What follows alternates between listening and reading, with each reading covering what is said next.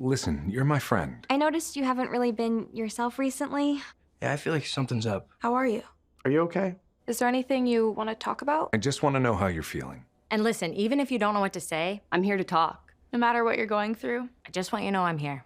I've got your back. When you want to talk, I'm here.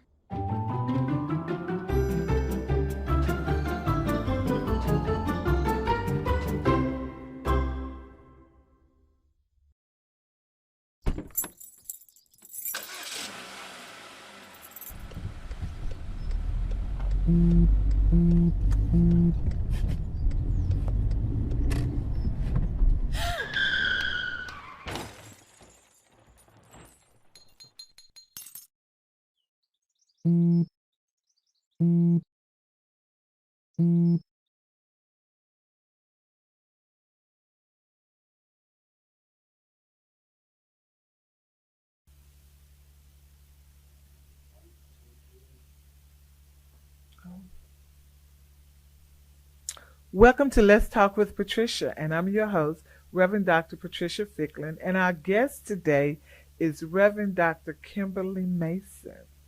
Dr. Mason, as we affectionately know her now, has been in the ministry for quite a long while. She just celebrated 20 years. 20 years in the ministry. She don't look like it, y'all. We're not even going to tell her age today. But she's here with us, and not only is she in the ministry, she's also in the legal field. Mm-hmm. She's a mother. She's a photographer. Mm-hmm. So we have a lot that we're going to discuss today with her and just go full gamut on her. She attended Chesapeake Bible College and Seminary. She attended University of Maryland. She got a Bachelor's of Science in Legal Studies from the University of Maryland. She has a Master's in Law degree in nonprofit, and then a doctorate in leadership from Clark Atlanta University. Yes, ma'am. So she's all over the place, and we're going to bring it all together. She does warm weather, cold weather. She does learning, and she's a wonderful minister. Mm-hmm. And we're just going to spend some time with her and get to know her and walk through. Thank you, Kim, for being with us this morning. It's an honor. Thank you for asking me. Yes. We're going to start out with something simple. Okay. Who are you? Oh, wow. Who am Not I? what's on the paper, but who are you? I am a servant leader. I take servitude very serious. I came up in the ministry learning how to serve. Learning how to serve not only leadership in the church. My dad was my pastor, and not only serving him, but also serving people. Mm-hmm. So if I had to sum it up, I would say that a servant leader. A servant leader. Yes. What's the difference? Leader.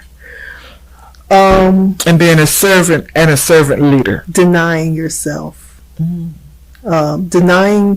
Denying yourself while walking through leadership.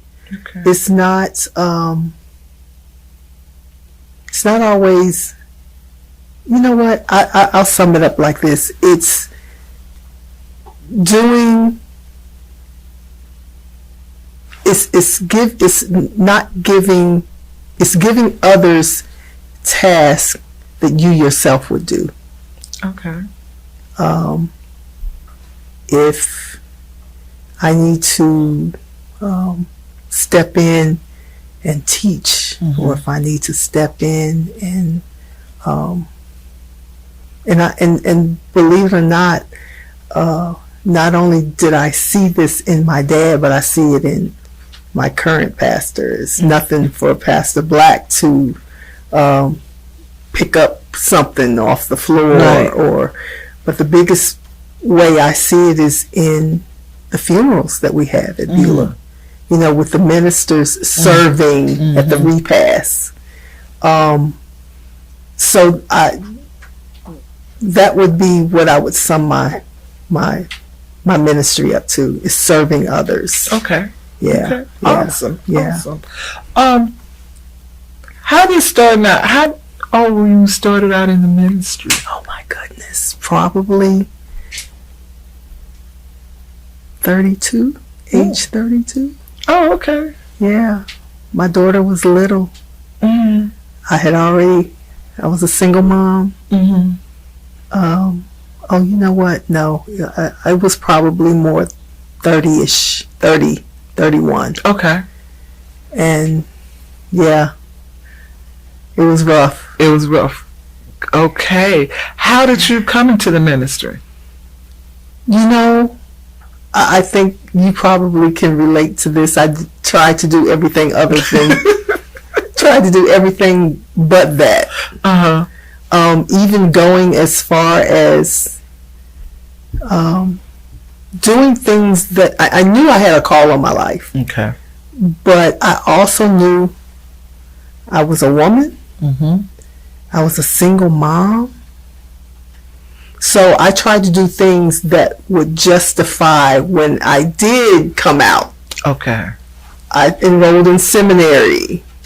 I attended, church Bibles. I tried to do everything so that when I did come out and confess that I had answered my call, Okay. that it would, I thought it would be easier. Oh, she's in seminary. It makes sense. It makes, but it still didn't make sense. Oh, it did? No, it didn't. Oh, wow. So Still didn't. was it met with pushback or? From some. Mm. Two, I can remember asking my dad questions. I think for me, I wanted somebody to tell me. Okay. It would be easier if somebody would say, you're called to the ministry. You're called. You need to, but nobody was doing that. I can even remember asking my dad poignant questions like, how did you feel how did you know when you were thinking? He would turn the conversation around and say, well, do you feel like you've been called to the ministry? But they never. He never would. Okay. He never would. I guess for him and me, it was something that I had to say confess with my mouth. Okay. Mm-hmm. That yes, God, this is what I'm called to do. But when you finally did confess with your mouth, did he come on board and supportive? Yes, he was. He knew. He knew he was waiting for me. Mm-hmm. And I praise God because even now, sitting here talking to you, I can only imagine the backlash he did get. Okay. And not that I got it. At least I didn't feel. Let me take that back. I knew who was supportive and who wasn't. Okay. Yes. Okay. I knew who was supportive and who wasn't. So, but thank God I had pastors around me, pastors and preachers around me that was very supportive. Now, were you in Maryland? Or I was in Maryland. Yes. Okay. I was in the Maryland, D.C. area. Mm-hmm. And so women in ministry in the North versus in the South, it's a totally different game. Okay. We're a dime a dozen up there.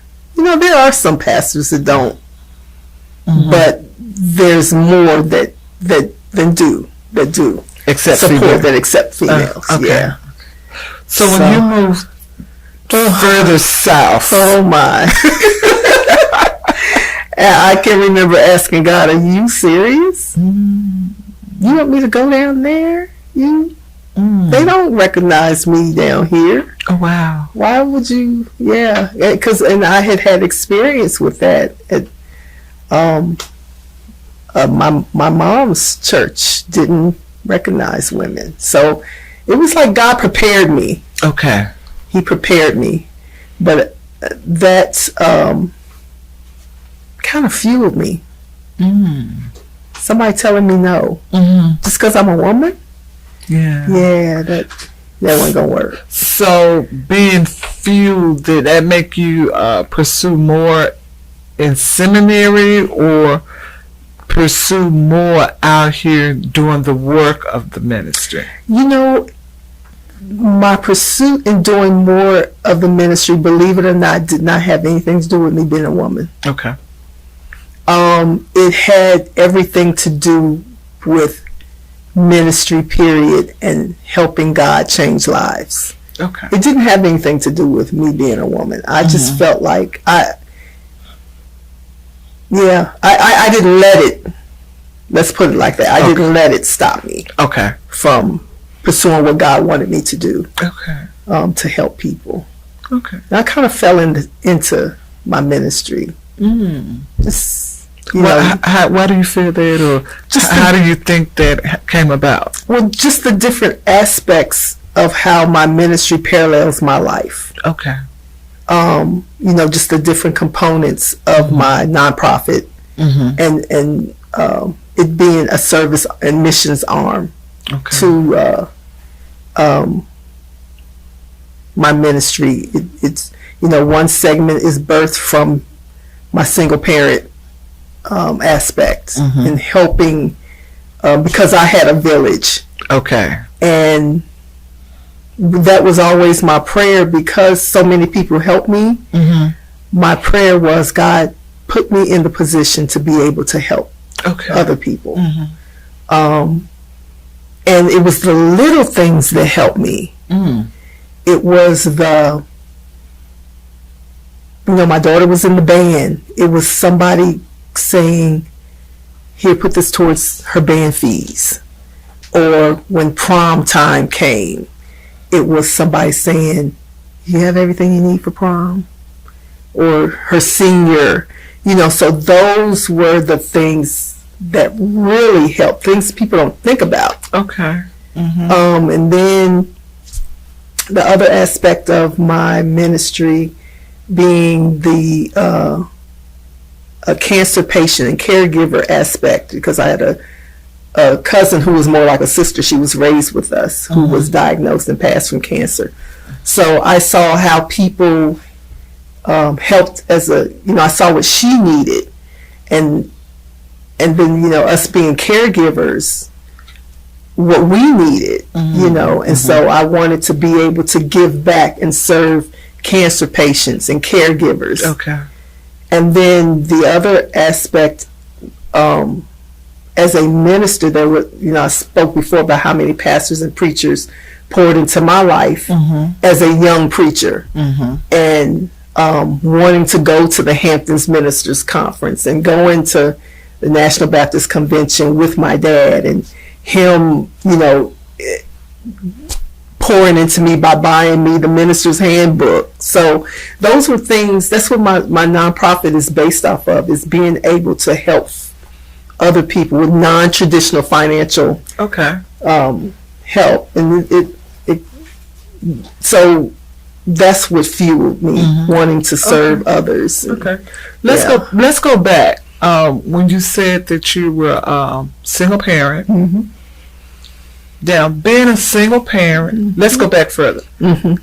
Getting pregnant, pastor's daughter, single, in the church. What did that look like, feel like during that time?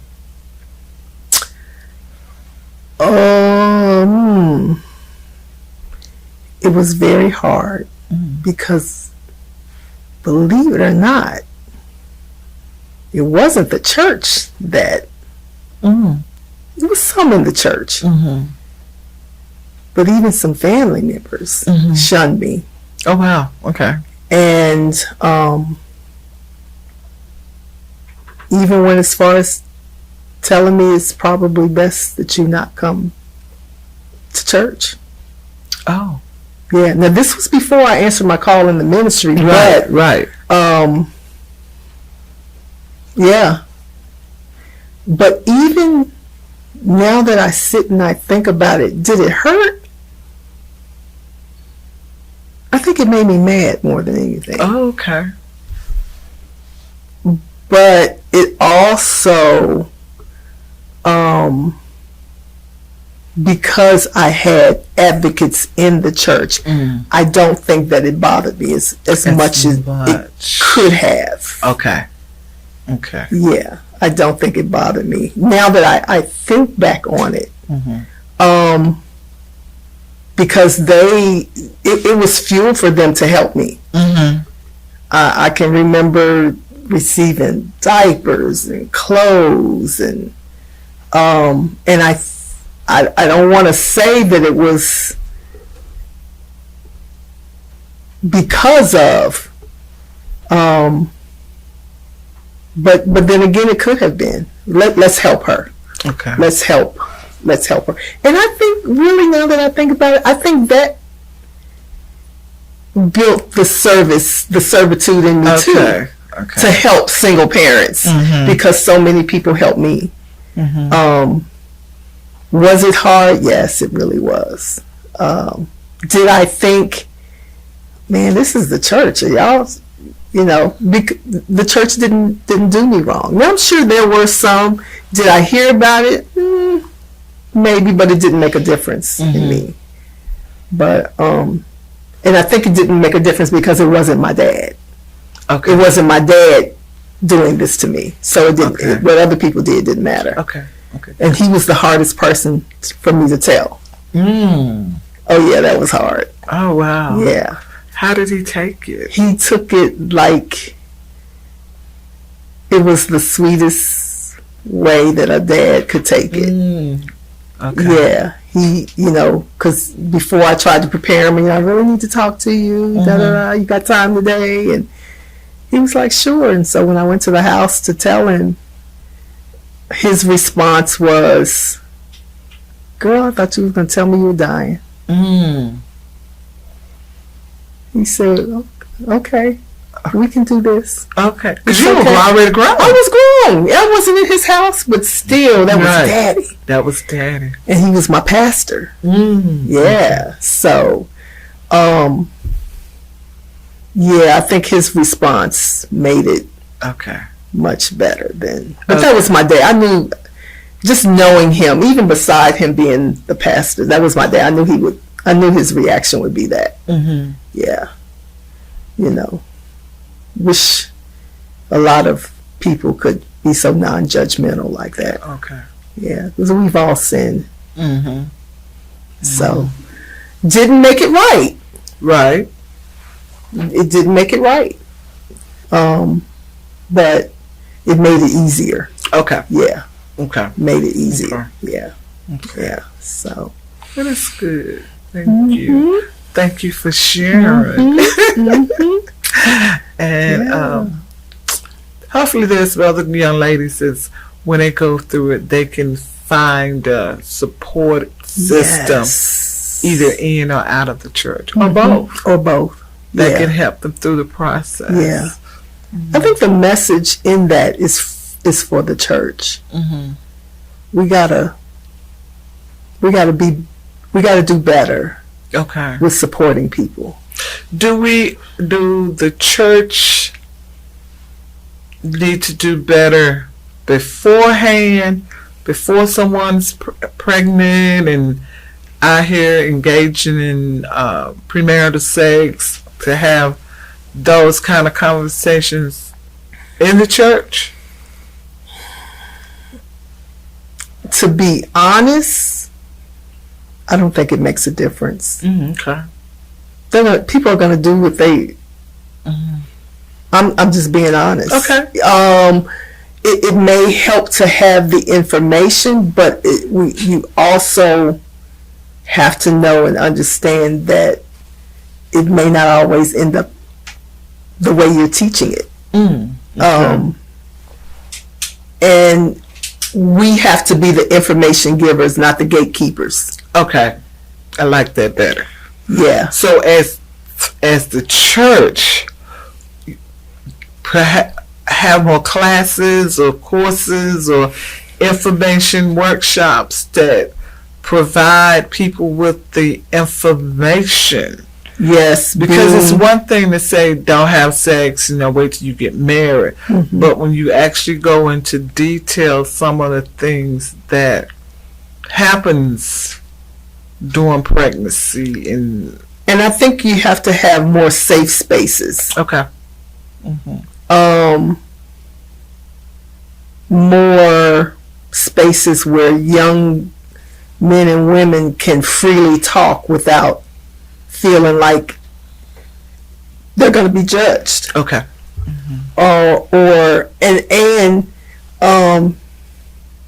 Because me as a parent, I can remember, it wasn't the church though. It was in school, or getting the information that my daughter was going to be taught this, and do I give permission for her to? The good thing for me was I raised mine like my mom raised me. There was no secrets. And I made it clear that mine could come to me and ask me anything. So when I gave permission for her to take this class, she heard it. Okay. And I think a lot of people are, we hear the line, "Oh, that should be taught at home." Well, is it being taught at home? Right. And does home have the correct information? And does home have the correct information? And so for me, and I know I was a very different type of parent, seeing that being taught was like, whew, I don't have to do it. I can be here to answer questions. And so there were, things, yes, that she learned in those classes that later she came home and asked me, and I would fill in. Okay. But I think it goes both ways. If the church it provides a safe space for the young people, not to have adults in there when they're talking. They can freely talk. But then reinforce it at home. But no, they still gonna make choices. They're still gonna make choices. Yes, choices are there, and be honest about the choices. And that was one thing I was very honest about. To mine, raising you by myself was the hardest thing I've ever had to do. And if you decide to go down that road, it's not because you don't know. Okay. Awesome. So, I think the safe spaces for them. Of course, letting parents know this is what we're going to discuss if you don't want your child to take part in it, but have the opportunity for them to have that safe space. Okay. Because they tend to talk when there's no. Yeah. Because they're talking. Period. Because they're talking. Yeah. So, and that's because they're talking. They're talking. And they've been talking long before they were teenagers. Especially in this day and time, they're exposed so early to so much. So much, yes. And they do have questions, and I don't think parents should cut them off or say, well, you're not old enough.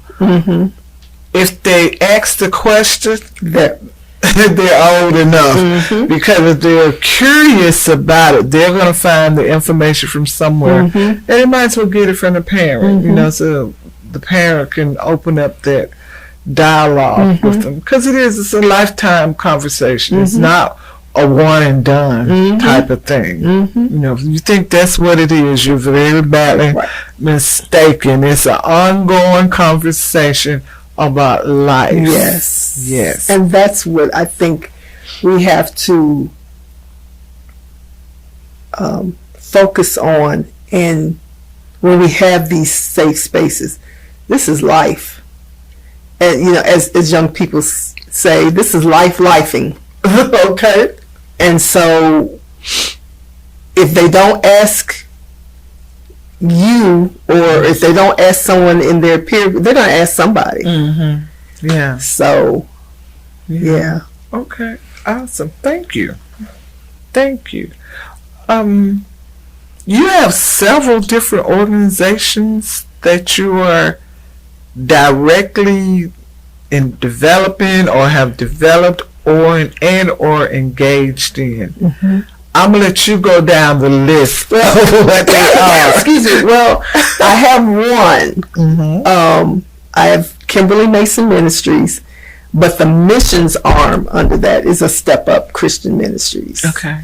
And it is a nonprofit organization birthed out of Jeremiah 29:11. Again, feeding my service appetite. Our purpose is, well, our vision is God has a perfect plan for each of his people. And our organization's mission is to help God's people recognize and step forward into those God-given plans. And we do that through ministry-sponsored educational opportunities.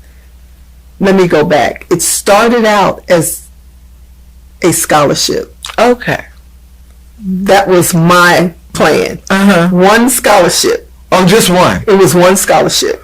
Okay. It was supposed to be one scholarship. But in the planning of that, God started showing me other things that, you know, people need, other aspects that people need.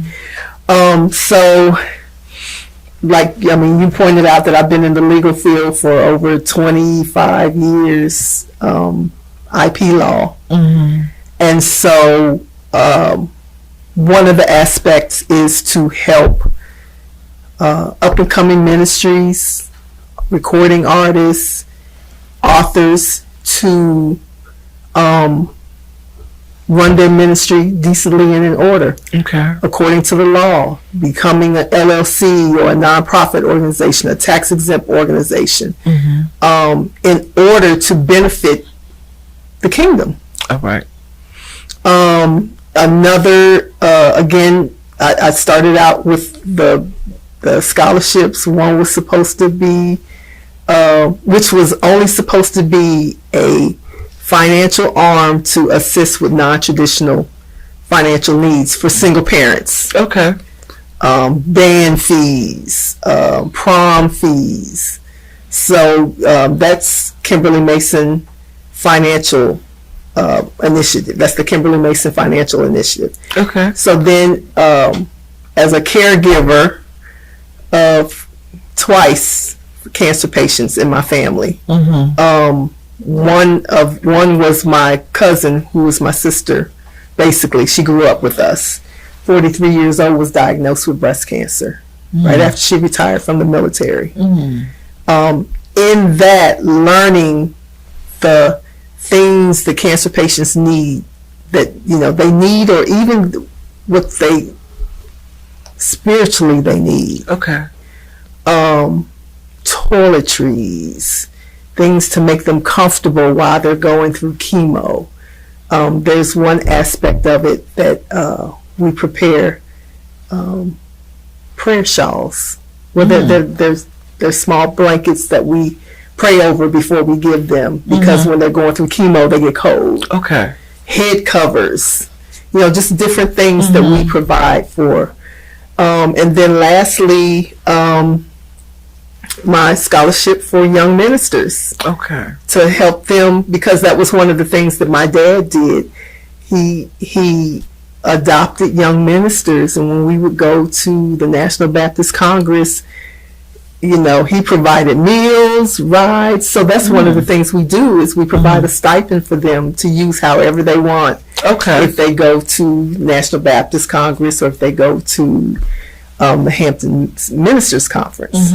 You see in my bio that I'm a photography, I own my own photography business. Well, I've kind of turned that over to the money maker of my nonprofit. And so the time and the finances that I obtain go back into my nonprofit. Okay. And we basically focus on high school seniors. We do their prom pictures. We do their senior pictures. Sometimes the school senior pictures are very expensive. So we'll step in that aspect. We paid for prom dresses. You know, mama gets to a certain point where prom is coming and they got to balance on that prom dress. But all of these go to benefit single parents who, you know, need the help. I needed the help at one point, and I got it. Okay. You know, it's part of my village. So just want to be a part of somebody else's village. All right now. Yeah. Yeah. So Yes.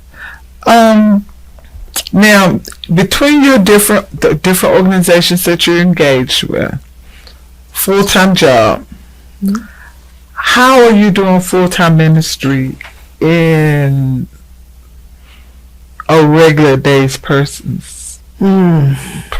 day? How is that operating?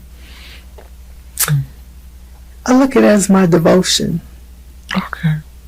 It's my time for him to give back for him, and it works itself out. I find that my busiest time for my ministry is in the spring when I'm doing photography, when I'm doing. Okay. But then you make a way. God makes a way for us. Okay. I make a way for him. So, yeah. It stuff. works out. It works out. Good It's hard stuff. sometimes, but it works out. Yeah. Okay. Because for a long time, even now, I'm a one woman operation. So you just got to kind of pick your battles. Okay. Yeah. Okay. Yeah. Pick your journeys. Shouldn't call it. I love it. Pick your journey. That's what it is. Yep. All right. We're getting ready to take a break. Okay. And then we're going to come back and continue our conversation. Okay. But thank you all for listening to Let's Talk with Patricia. I'm your host, Reverend Dr. Patricia Fickling. And our guest is Reverend Dr. Kimberly Mason. And we'll be right back.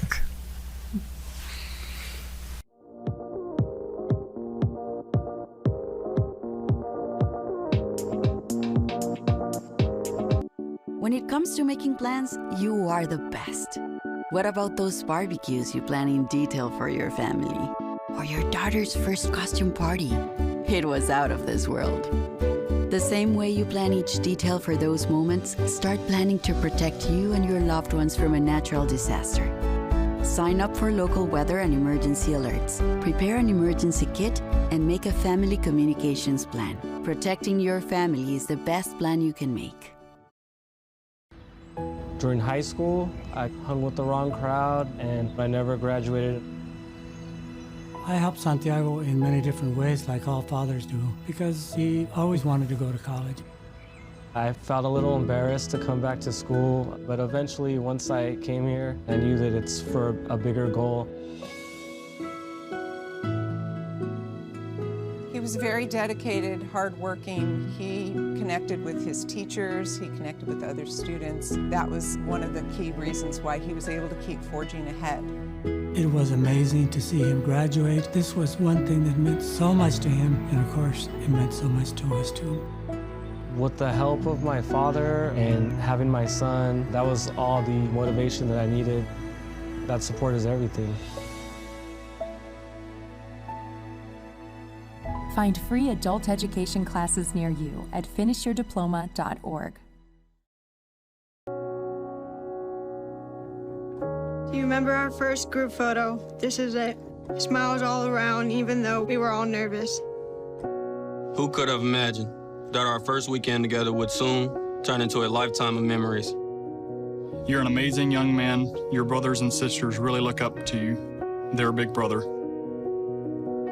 It's so cool to watch the adult that you've become, and you really have done as much for us as you think we've done for you.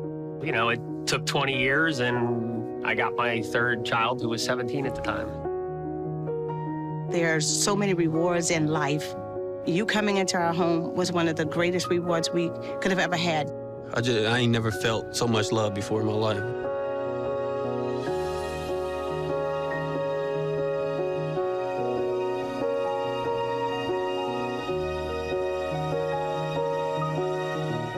All right. Welcome back to Let's Talk with Patricia, and I'm your host, Reverend Dr. Patricia Fickling, and our guest today is Reverend Dr. Kimberly Mason. Yes, amen. And we've had a good first session, but the second session, we're going to really go in and talk about a few other things. Okay. I want to go back and talk about being a single parent doing ministry. How did being a single parent in ministry affect you? affect your parenting, and how did parenting affect your ministry? Funny you should ask that. I can remember early in ministry, I guess my daughter was she was still in maybe first grade. Mm-hmm. And so I can remember going to Bible study. I can just remember in this one incident in particular when God really convicted me, because we would go in and the first thing she would do was go on that back row and lay down and go to sleep. Mm-hmm. As soon as we walk into church, she'd go on that back row and she'd go to sleep. Or she'd lay on the pew and end up laying on my leg and fall asleep. And I got convicted because I'm like, she's not having fun. Mm. She's not being a kid. She liked going to church. But being in her own activities and extracurricular activities, and God convicted me. And he said, I called you to be a parent as well. Mm. And cultivate the life of this baby. Okay. And her coming in Bible study and laying on the pew ain't. Mm. Yeah. So I started saying no to some church things. Okay. No, because Kaylin's dancing now. Or no, because Kaylin's doing this. Y'all have it on another day. I can. Mm-hmm. Yeah. He did. He convicted me of that. Okay. So and me being a single parent, I knew and was an advocate of I'm all she's got. Okay. And later in when she was in the marching band, I made it even at a younger age when she was in certain activities, I made a promise to God that she will always look out in those stands and see me. Mm-hmm. Okay. I don't care what it is, she's going to look out in those stands and see me because I'm all she has. Okay. So yeah, I did and was blessed for it because God made a way. Mm-hmm. Yeah. I had to raise her. I had to train her up. Mm-hmm. And so I did, but I also let her be a child. Okay. Yeah. Yeah. Made a way for her too. Yeah. He did. Good. He convicted me. Good for you. Mm-hmm. And your ministry doesn't like it suffered, didn't it? And she was my little armor bearer. Mm-hmm. Yeah, I would have preaching engagements and she'd be right there with me. Some days she wouldn't, but the good thing with raising her up in church, she loved church. Okay. Yeah, she loved going to church. So at one point I was the youth minister at my dad's church. So a lot of the things or a lot of the programs that initiatives I created was geared around towards listening to what she talked about. Okay. Or what she would like to see. Okay, so if she'd like to see this, the other kids want to see this. Okay. Mm-hmm. Yeah. So. Yeah. So. Okay. Mm-hmm. Awesome. Mm-hmm. Awesome. Maneuvering through life in them early years. How did you maneuver dating? Being a minister, single parent, having a daughter. Did you date? No. I did not. And more so because I had a daughter. I'm not going to say because I was a minister, because I had a daughter. Mm-hmm. And I wasn't bringing just anybody around my daughter. Okay. I can remember once or twice when I did, I gauged her reaction. Mm-hmm. And yeah, she wasn't having it. Okay. Yeah. And I took a lot of my cue from her, as I do all children. Mm-hmm. Why is she reacting like that? Mm-hmm. And I've even heard stories about other people and not even dating, yes, but even just meeting certain people, and if their child reacted negatively, pay attention to that, because you don't know what's going on when you're not around. Right.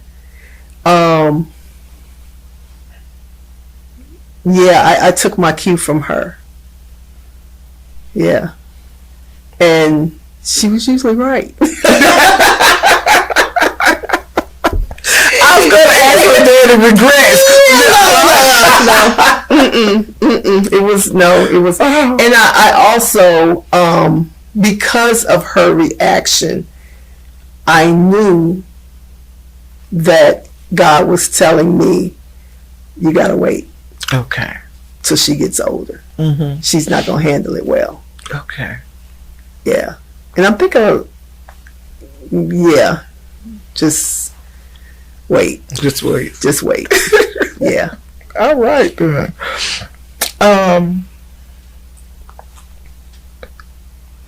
What are some struggles that you feel that you can freely share over the years, either in ministry, parenting?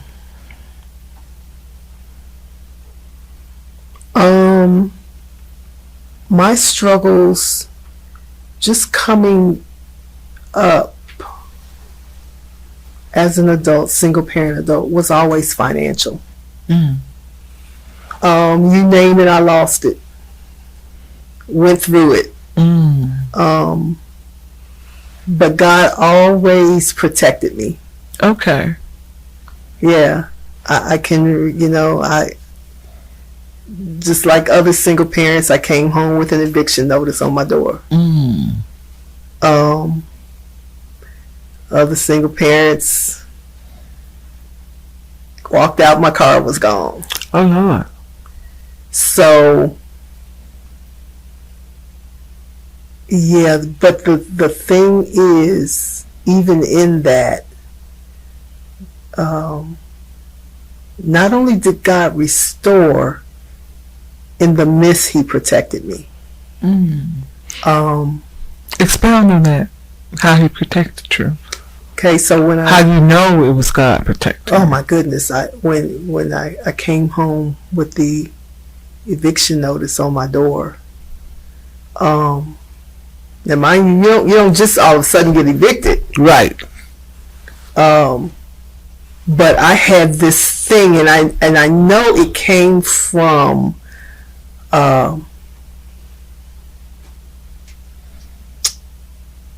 trying to prove to people that I could do it by myself. Okay. Even the family member that told me not to come back, or I can do this by myself. I don't need y'all. Coming home to that eviction notice on my door was the wake-up call of, you do need people. Because I had to call my dad. Okay. And I told him, and I can remember him saying, Kim, why didn't you tell me? Why didn't you tell me you were going through that? And I remember saying, I did not want to be a burden. And even to this day, I remember him saying, I get it. I understand. Oh, okay. Yeah. Oh, why he didn't tell you? Why you didn't tell him? Oh yeah, because he said, I told him, I didn't want to be a burden to anyone. He said, and he told me, I get it. He said, I understand. I'm the same way. And he said, so when do you have to be out? I said, tomorrow. And he said, okay. And so, in my head, I started packing up everything I could, and But I say all that when I say that God protected me. I can remember calling some friends, and one of my friends, she was a prophetess, and she was just like, him, you know, don't worry. God is telling me they're not going to touch your stuff. And I'm like, you know, how you going to tell me that when... So the next morning came, and like usual, I got up, took my daughter to school, and I did call the rental office, called the sheriff's department, and she gave me a timeline. She said, around this time. So I remember I called my dad, and it's so funny, even to this day, I see it. You know, I can laugh now, but my dad's coming this way with a U-Haul. Sheriff's coming up the street this way. And the sheriff told me, he said, you know, we're here for, we gotta take a hold of the premises. I said, okay. Went outside, and they started moving stuff, and when they would come out, instead of them putting on the curb, sir, where would you like this? My dad was like, we put it right here in this truck. And you know, I said, how many people get evicted from an apartment and pick and choose? No, I don't want that. You can put that over there. Yeah, he protected me. They didn't touch my stuff. Right. My stuff was what I was taking with me. Yes. Yes. So, and then, you know, another time, you know, going through, again, financial stuff. I walk out, my car is not there. But me being in the legal field, I knew how to wrangle around that stuff and hurry up and file Chapter 13. And, you know, you file Chapter 13, you can get recover your stuff. And I go out to the place where I knew my car was towed or whatever, and I told the girl, showed her the papers, I'm here to get my car. And she looked at me, and she said, okay, well, this is going to take some time because there's other cars in front of your car. And I was like, okay. She said, you have to forgive us. People don't normally get their cars back. Okay. Well, this one's going to get her car back. So I'm able to say, even in those times, he still protected me. And but that also taught me about being a good steward over what I had. All right. Because the feeling of going through that, I knew I didn't want to ever go through that ever again. Yeah. Good stuff. Yeah. Good so it's a part of my story, as ugly as it is, but it taught me some valuable lessons in him. It taught me lessons of who he is. Okay. And what he will do for us. Restoration. I can talk about restoration. Yeah. Because, you know, several times I've been restored. But never gone through that again. Okay. Because I know the feeling. But then he also protected my daughter, because the only thing she thought was, I'm living with my granddaddy, you know. Okay. So, yeah. I take nothing from my journey, though. I can talk about it because of his goodness and what he's done for me. So, great. Thank you. Those are the hardest things of ministry. Yes. Being a single parent. I get it. Yeah. All right. What are some things you would say to other women that are dating or looking to be dating in long-term relationships with someone with children?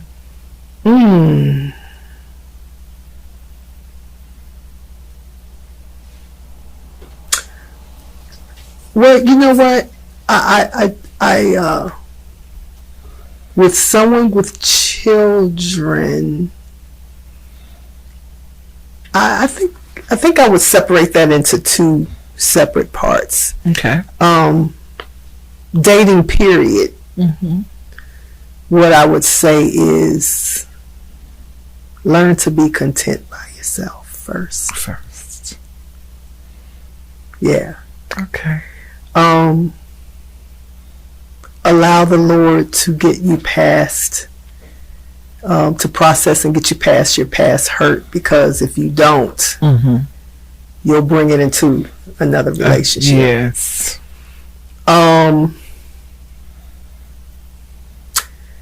Outline your expectations and type of parenting, because he may parent different than you.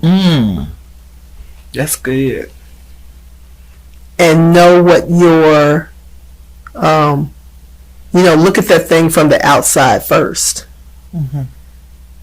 How involved are they with their children? And how do they feel about their children? Do they take care of their children? Do they take care of their children like you take care of your children? Do you take care of your children? Okay. Because I was a hands-on parent. Which is probably why I did wait. And I don't know about anybody else. I took offense to.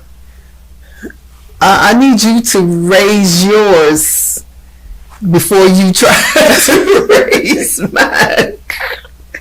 It's got to line up. It's got to line up. And it's so funny that you asked that, because I can remember telling people, and I can remember even praying to God, saying, God, you know what? He almost has to love her more than he loves me. Because if something were to happen to me, I need to know she's good. Right. Okay. I need to know she's going to be good. I wasn't. I didn't talk to her rough, and wasn't going to stand for somebody else talking to her rough. There's a difference between discipline and talking or acting rough with a child. Yes, there is. I could almost look at mine and she'd know, okay, Mama this ain't cute. She ain't for this. Yelling, screaming at I would tell them that that's something that they really have to talk about, and really determine, is that the parenting styles. What is it that, what does that look like? Okay. And what does that look like as it pertains to yours? And vice versa. And I'm a firm believer. Girls and boys are different. Right. If I had had a son, I could not have brought him up the way I brought my daughter up. Okay. And I just see that because my brother has 3 boys, and those boys were rough. So yeah, because that would be a very important topic. That should be a very important topic for somebody that's dating, especially if you have children and they don't. Okay. So seems like there are multiple dynamics in place when the person is considering dating. I think so. Yeah. I think so. Yeah. And you know your child too. You know what has to be done and what doesn't have to be done. Okay. And I think sometimes people may come in to the situation maybe subconsciously trying to act as a savior when that doesn't need to be done. Yeah. Okay. So I'm gonna be the hero of this. She doesn't have a husband, child doesn't have.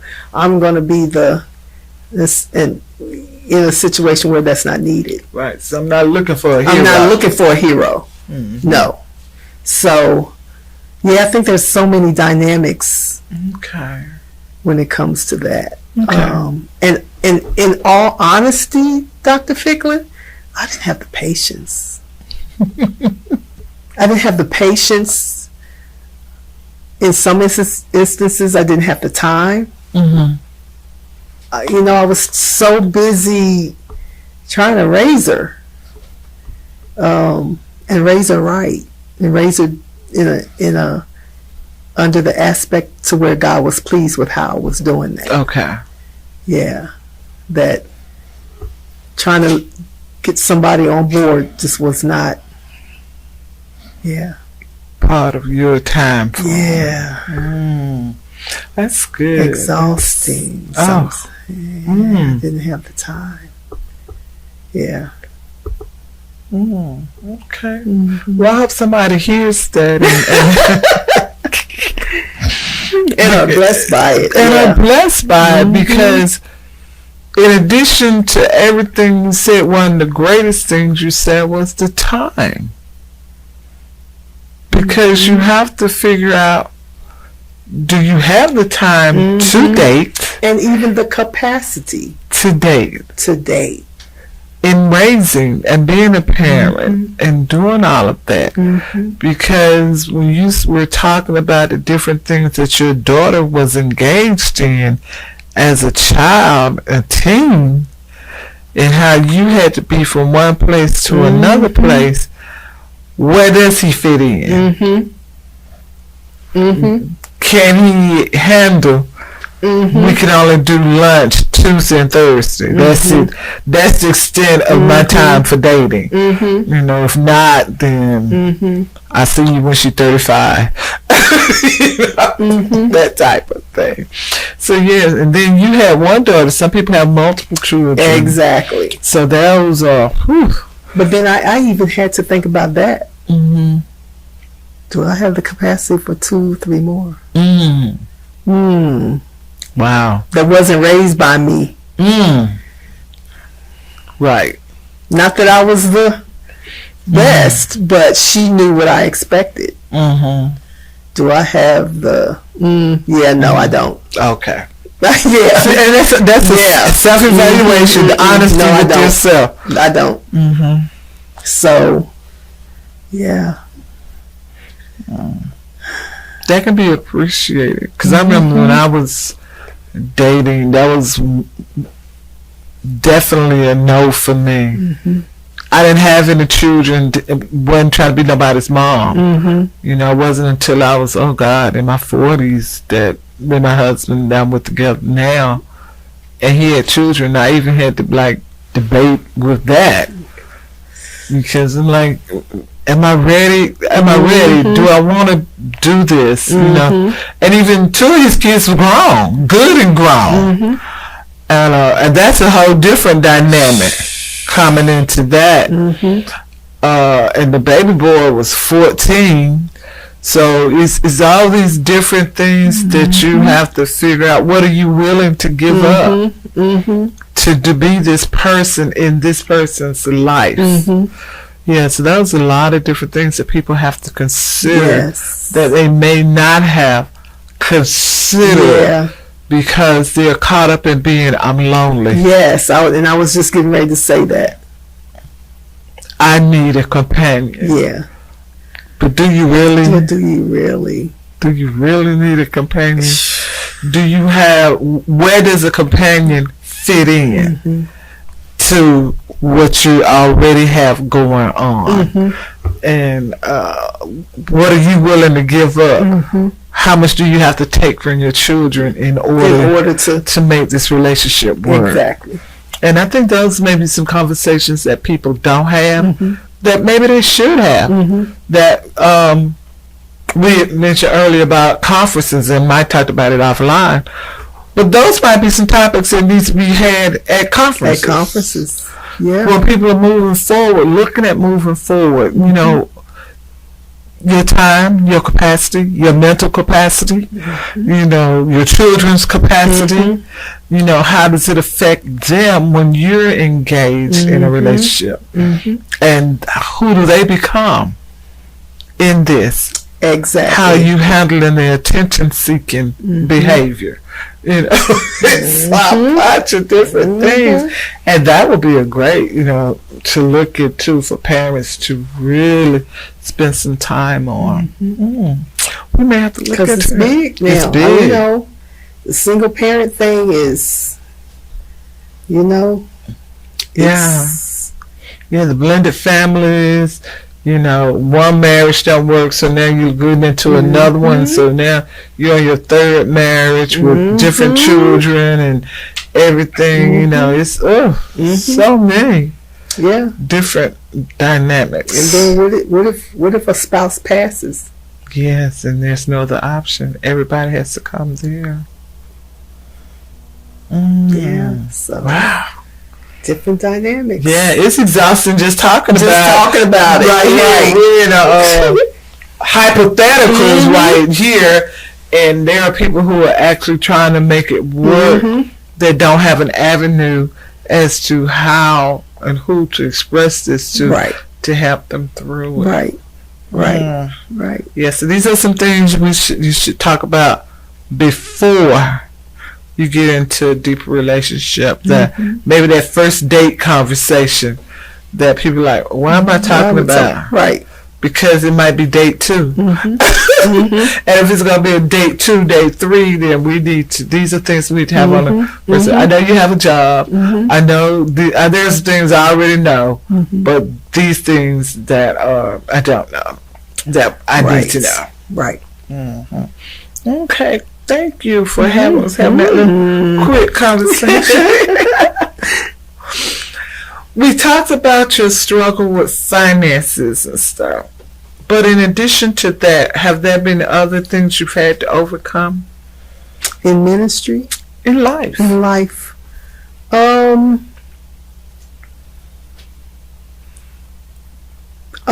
Feelings of inadequacy. Yeah. Wow. Especially being a woman in ministry. Okay.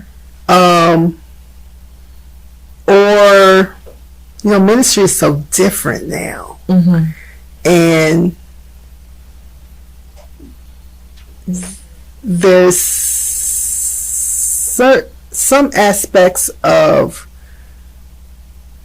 do I fit in now? Am I still relevant? Yeah. Am I still relevant?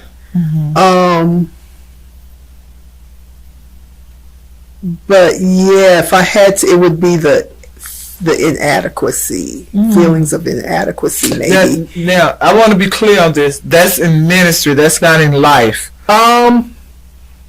It could boil over into life, especially on my job sometimes. Okay. Because my name means everything to me, and in certain aspects we can be our own worst critic. Okay. We can be so hard on ourselves. Overthinking. Yes. Yes.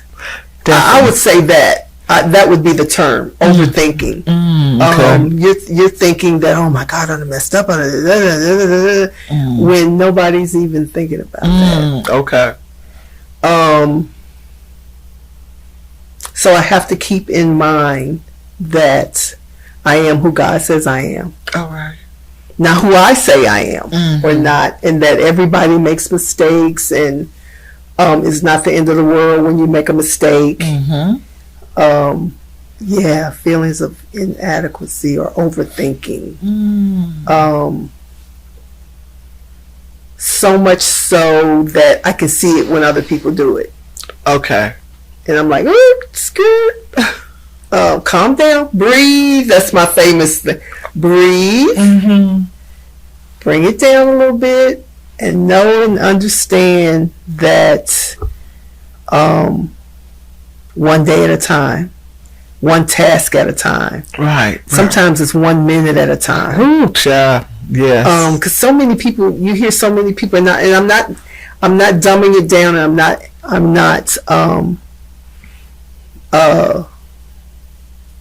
making it like it's nothing. But I hear so many people talk about anxiety or their anxiety.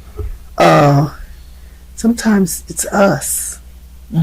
We're fueling that anxiety with the overthinking or the feeling like I'm not as good as that person.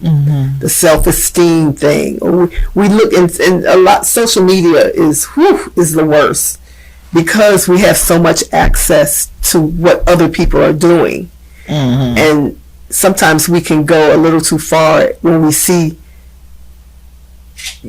People have a way of making what they're doing look like it's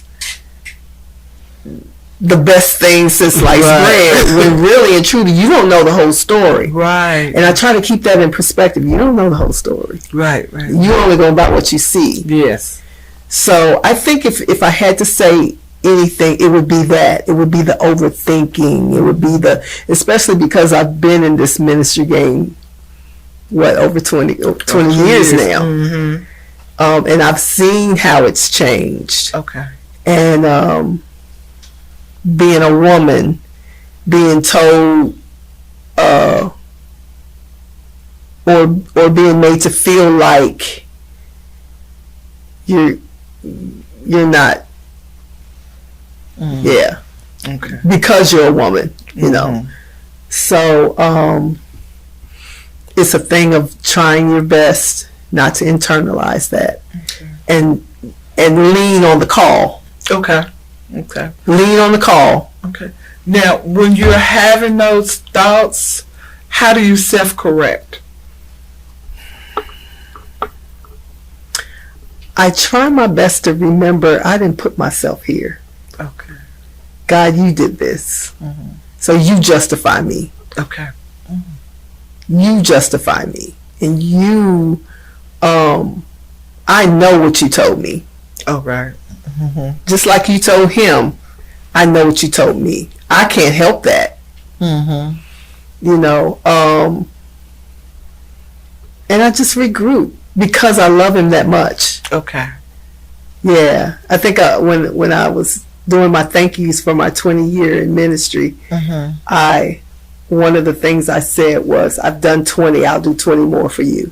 Okay. If you say so, I'll do 20 more for you. Yeah. All right. Keeping that in perspective. Who it's for. Who I'm doing it for. All right. Yeah. Yes. Yeah. Okay. Yeah. Awesome. Yeah. That's a good way to self-correct. Yes. Okay. Have you considered quitting? I sure have. Oh my goodness. I can remember several times. Yeah. I remember in particular this one time. I even said it when I was getting ready to preach, and I said, I had told myself I'm gonna get up here and I'm gonna do this, and that's it. I'm not doing this no more. But in situations like that, I remember the line in "Take Me to the King," where Tamala Mann says, "But still my soul refuses to die." Yes. There's something on the inside that keeps you from quitting. All right now. Yeah. Okay. How has your faith helped you over the years?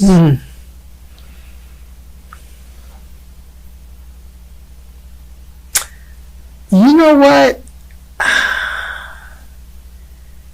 I don't know if it has, because there's been so many times that my faith has wavered. Okay. So I guess I would answer that with my faith in who God says I am. Okay. Is what has done it. because there's been so many times where my faith was not there. Yeah. So I'm fueled by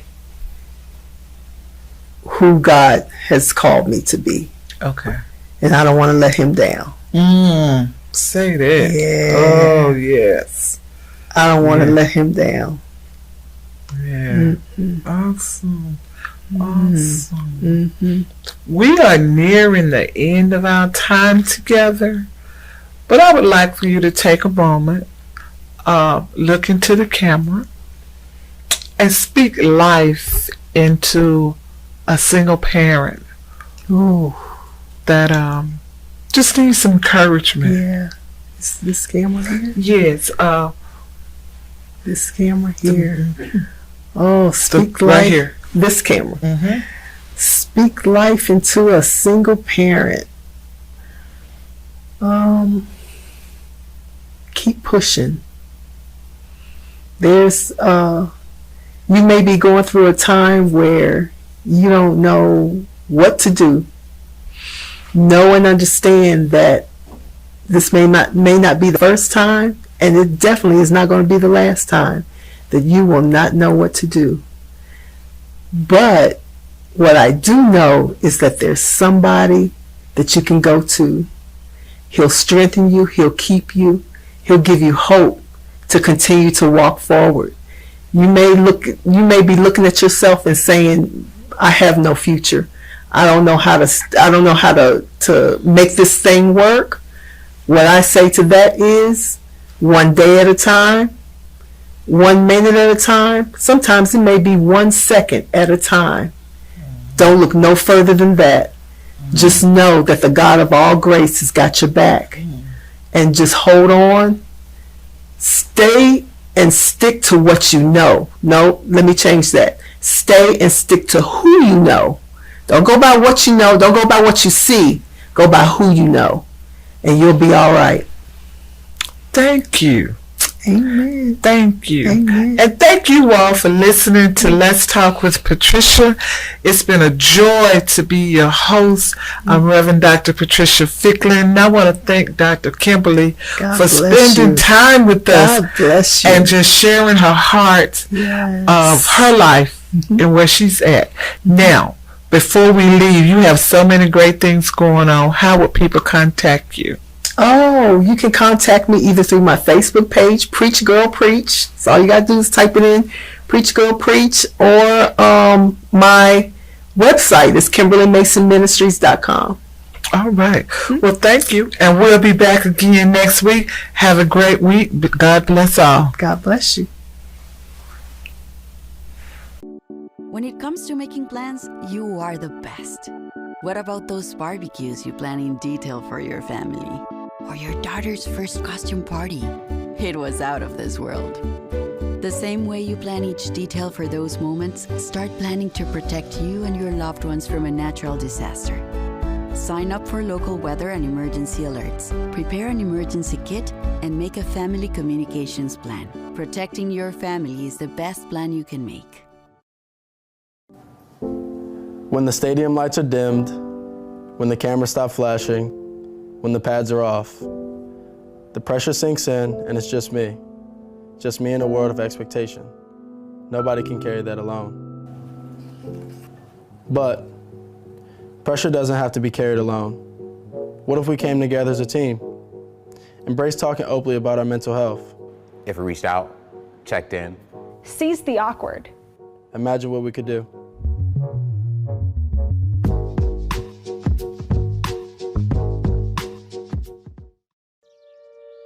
Let's go see your room.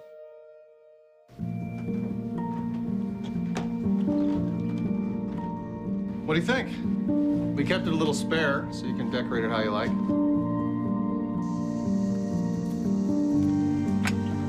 Dinner. Go. Excellent. Soccer is fun. Yeah, I saw you guys out there.